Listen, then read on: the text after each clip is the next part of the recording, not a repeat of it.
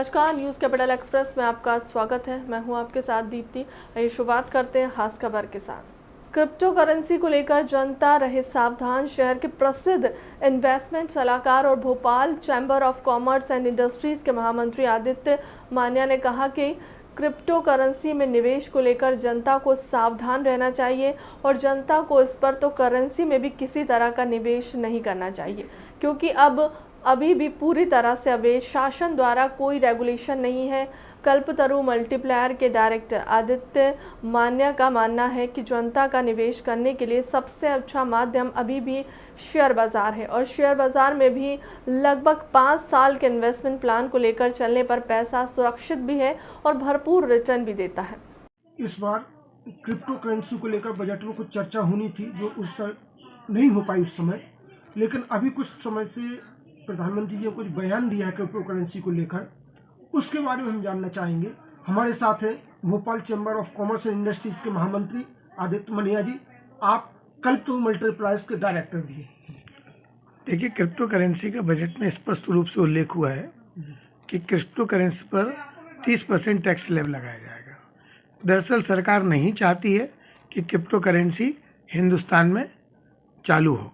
दरअसल ये पूर्णतः एक असंवैधानिक ट्रेडिंग है और वर्चुअल ट्रेडिंग है, जिसमें बहुत लोगों का पैसा लगा हुआ है, वो अवैध भी है। उस पर जब इनकम टैक्स लगेगा तो खरीदी बेची के अलावा, बेचने मुनाफे के अलावा 1% का TDS भी कटेगा।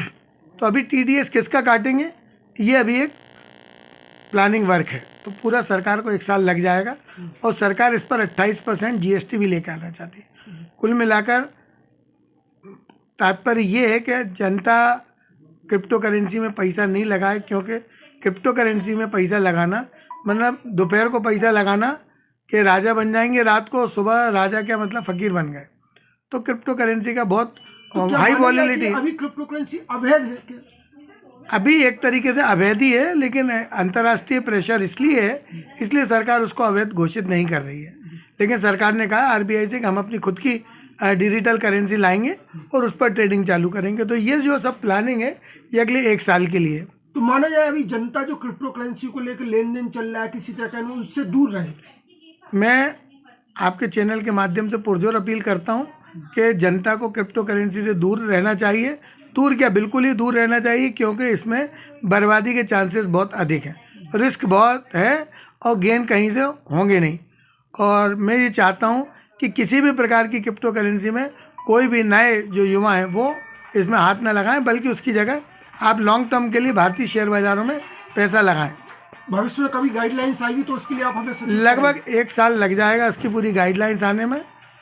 और जो क्रिप्टो करेंसी एक्सचेंजेज हैं उनसे सरकार बात करेगी, उसमें TDS का प्रावधान रहेगा, इनकम टैक्स का अपने यहाँ प्रावधान रहेगा और उसके बाद GST का प्रावधान रहेगा।